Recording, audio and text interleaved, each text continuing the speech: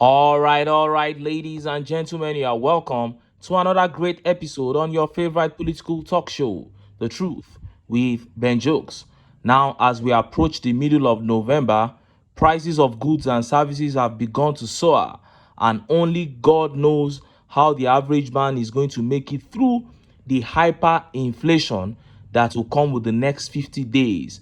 Not forgetting that the United Nations Food Program has already pronounced that 2025 is going to be far worse for Nigerians than 2024 in terms of food insecurity. What a country.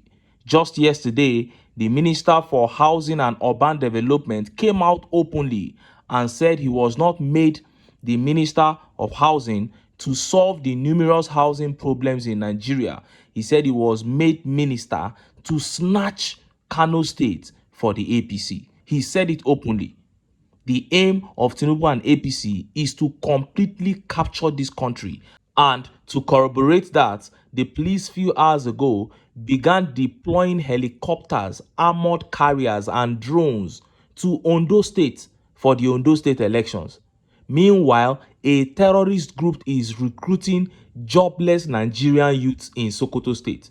Nothing is being done about that, but the police is deploying everything in their arsenal to Ondo State for an election. Yet, this is the same country that Tinubu was telling Nigerian youths yesterday not to abandon for greener pastures, that they should remain in Nigeria. And former governor of Lagos State, Raji Fashola, also came out yesterday to gaslight Nigerian youths, telling them not to leave the country, that they should stay back and try to fix the country. But hours ago, His Excellency Peter Obi set the political space on fire when he lashed out against Fashola and Tinubu with his own counsel. And just as Nigerians were yet reacting to that, Tinubu made himself a laughing stock of the entire world with his disgraceful moves in Saudi Arabia. Before I show you details of how Peter Obi floored Fashola and Tinubu in his counsel to Nigerian youths and details of Tinubu's disgraceful move in Saudi Arabia,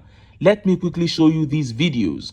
This first video here is a protest in University College Hospital, Ibadan. The hospital has gone 17 days without electricity and patients have started dying. How can a hospital go 17 days without power? And some of the hospital staff began telling the protesters in Yoruba that the protest should be channeled towards Abuja.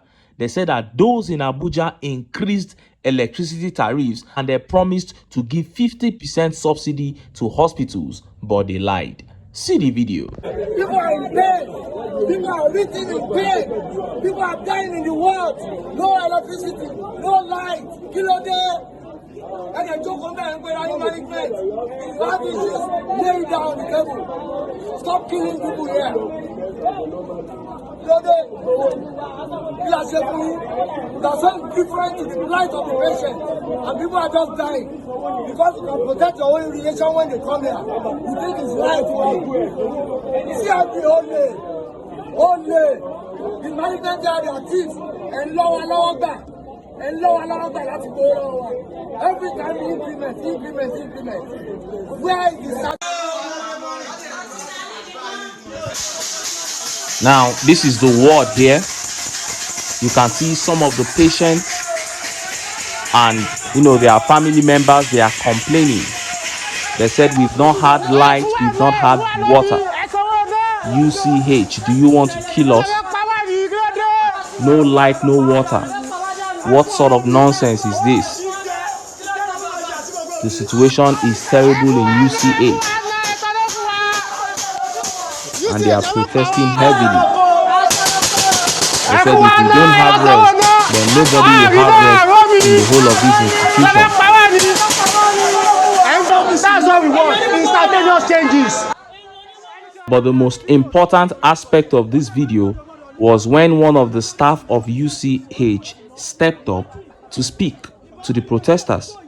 wàhálà ẹ fẹ́ bà prestige UCH jẹ́ ni kò dá báyìí ẹ má bà prestige UCH jẹ́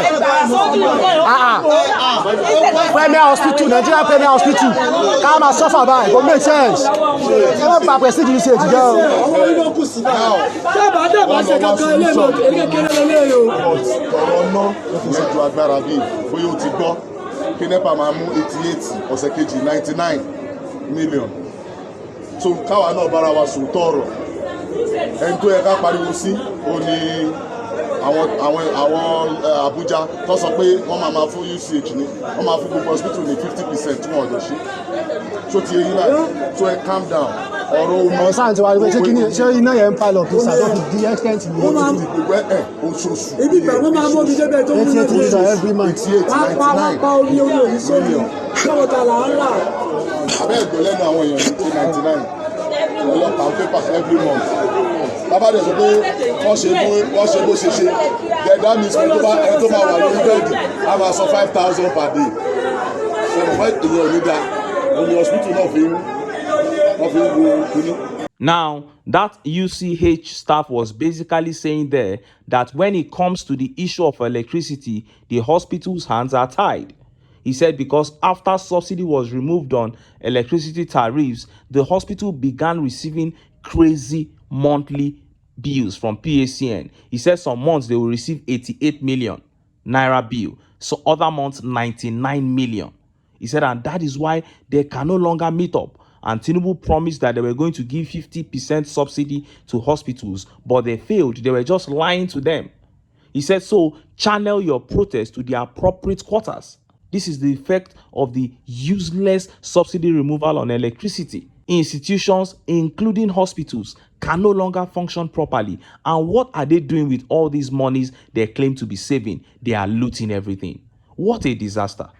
The next video here is video of His Excellency Peter Obi in Ondo State as he stormed the state to campaign for the Labour Party candidate. Now look at how he was received to show you that Obi remains the man of the people. See the video.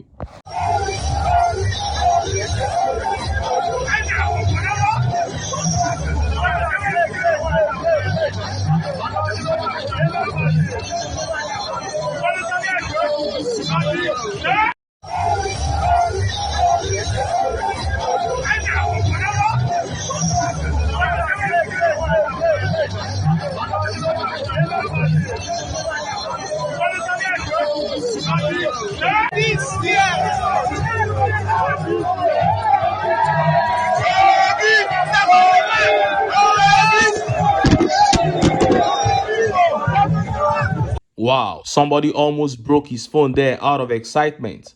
That was Peter Obi storming Ondo State almost unannounced to campaign for Labour Party's gubernatorial candidate, Shola Ibisheni. And he still had a crowd of people coming out to chant his name, Obi, Obi, Obi, without him, of course, bribing anybody. You already know that that crowd is an organic crowd. That is one thing that the politicians in APC, all of them put together, will never be able to achieve. Money must exchange hands for them to have people coming out to see them. Even when an APC governor is coming out to do something in his own state, they will gather women and pay them 500 naira first. If not, you will not see anybody there, because they know they have nothing to offer. If they don't, give people money, nobody will gather to see them.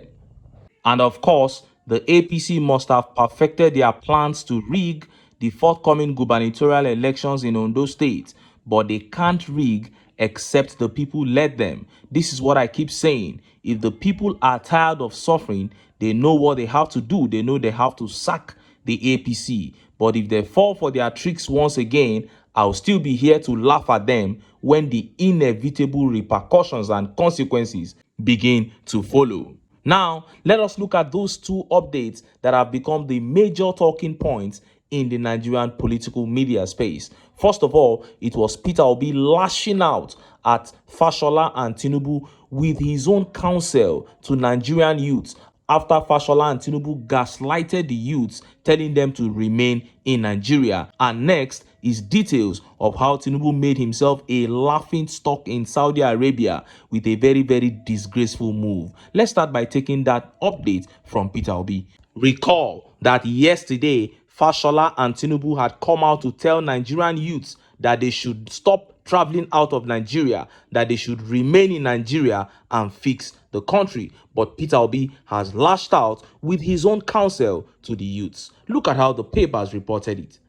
Peter Obi has urged students to seek opportunities abroad if necessary, noting that if Nigeria improves, migrants will eventually return. Former governor of Anambra State and presidential candidate of Labour Party in the 2023 presidential election, Mr. Peter Obi, has urged students who want to seek greener pastures outside Nigeria after their graduation to do so. Obi stated this while making donation of 60 million naira to 2 higher institutions in Anambra State. He said if Nigeria is fixed, those who have migrated abroad will return. The former governor made 50 million naira donation to Peter University in Achinaone and 10 million to School of Nursing Sciences, Adazi Nnuku, yesterday. Addressing students of the College of Nursing Sciences in Adazi Nnuku, Obi said, "It is my dedication to keep supporting institutions that nurture skill, professionalism, and character.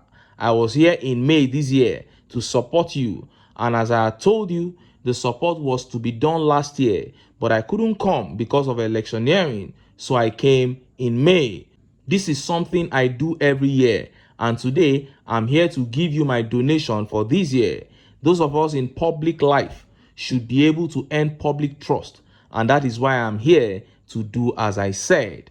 I have always told the Nursing Council not to restrict you people from traveling abroad after graduation. If it is not going to work for you here, go to where it will work for you. We will not advise anyone to stay where it is difficult for them. If you want to seek greener pastures outside, please go. I'm sure that when we build a greater Nigeria, you will come back." He urged students to pursue academic excellence, emphasizing that an investment in education is an investment in the future. Education is the most impactful tool for societal progress. You must see yourselves as future leaders capable of driving positive change. You heard him. He said, "We will not force people to stay in a place that is difficult for them. If you feel it is necessary for you to go out and seek greener pastures, please go. I am sure that when we build a working country, you will come back." This is like a father speaking to his own children. But that wicked man, Fashola and Tinubu, they said that youth should stay back. Why are they leaving the country? They should fight and fix the country. What kind of wicked hearts do these people have? And it is the same you that is destroying the country. It's just like telling people go to court when you know you have corrupted the judiciary. Youths that have nothing should stay back. Meanwhile, your own children that have everything, that you have kept everything for, you still sent them abroad. And this tweet here by Jenny says, "And the destroyers of Nigeria are telling the youths to stay and enjoy the poverty to the fullest. Thank you, my president, for always guiding us on the path of greatness." And Abdulhakeem doubled down on that. He said, "The people that went abroad then came back to destroy are telling other Nigerians to stay and suffer." Tinubu ran out of Nigeria very early to go and do whatever he wants to do in Chicago. Gathered his dirty money, finish, and came back to Nigeria.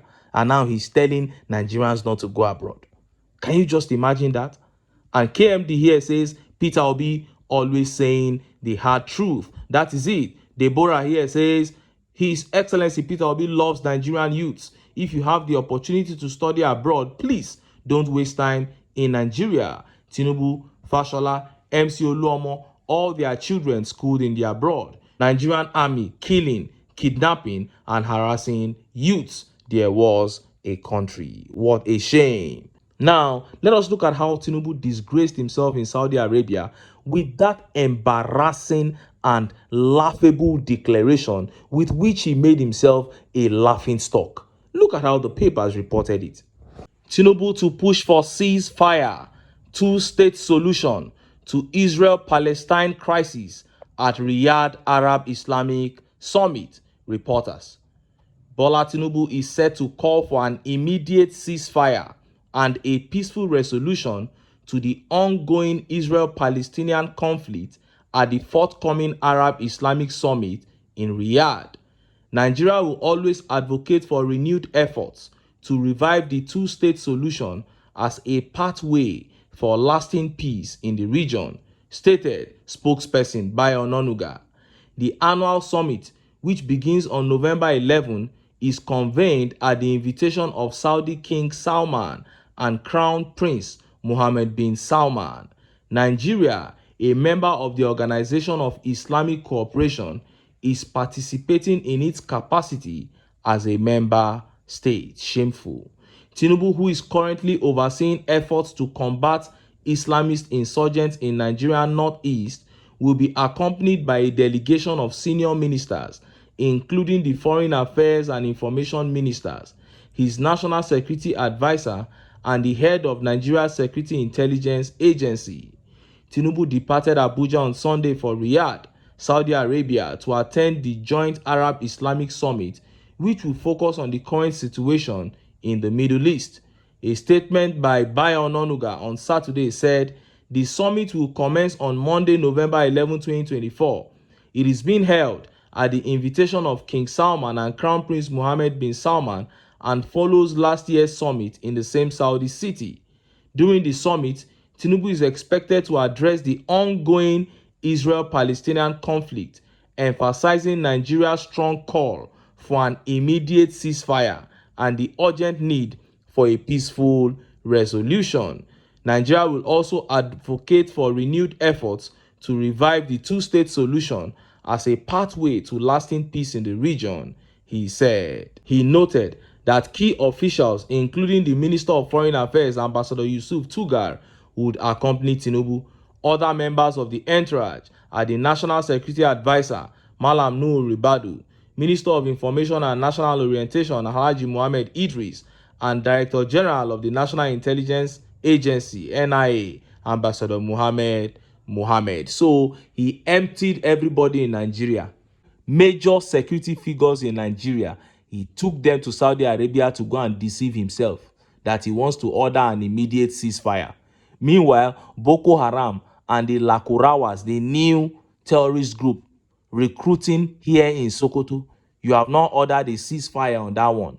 You are making a mockery of yourself, thinking that you can have an opinion in the Israel-Palestinian war, even if two 12-year-old Israel and Palestinian children are fighting. And Tinubu orders them to stop. They will not stop.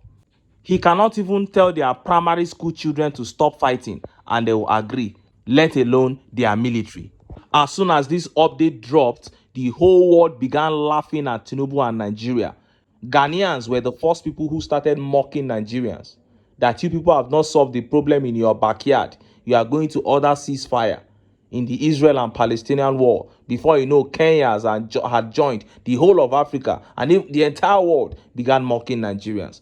But of course, Nigerians were not even angry because many Nigerians were mocking Tinubu and the APC too. Look at Baba Ade here. He said, someone that cannot push for ceasefire of bandits and Boko Haram in the north. Our God is a merciful God. If not, all of us suppose just they fall, they pie one by one. And this tweet here by Zuzu Tip says, elephants they talk, soldier ant they give in own opinion. Rather, I am telling you, this is like soldier ant speaking where elephants are gathering. And young chief here says, this news is laughable. Tinubu to push for what? Lakurawa is putting your people in pain, and you dey here, they cap nonsense. The new terrorist group, they are recruiting jobless Nigerians in Sokoto. And you are talking about Israel-Palestinian war. Are you not a joker? And Cornelius here says, someone that hasn't figured out how to provide constant electricity in his country is trying to intervene in the Israel-Palestinian matter, where there is electricity even in the midst of a war. More importantly, Nigeria is neither Arab or Islamic. So what is he doing there? That is it. I don't know why Christian lawmakers and, Southern lawmakers generally will just look away from things like this. There are several bases upon which this country should have been divided a long time ago. Why should a secular state as Nigeria be part of such an organization, be a registered member of an Islamic group? Why should that be happening? It doesn't make any sense at all. I don't know how true this is, but I was speaking with a Muslim friend this morning, a liberal guy, and he was telling me that being part of that group alone qualifies Nigeria for terrorism. That there are some Islamic groups that when you belong to, those guys, all those killers will start coming to your country because they now feel that they have a right to carry out their extremism on your people. Because what they will be trying to do is to convert everybody in that state to Islam, because the authority of your state, the government of your country has brought you to the group and they have registered you. So it now becomes a taboo if you are practicing any other religion aside Islam in that country. So that is what being part of groups like that does to you. That was what the guy told me, and I believe him. So you can see what the APC has done to Nigeria. Every day, new dimensions of the evil that the APC has brought to this country unfolds. And this is how it will continue if Nigerians don't rise to kick these guys out of power. But until then, make I still enter town. Make I go get some ogbonge political news. Well, una go like. Why? Because of una. Now I dey here, so don't go away.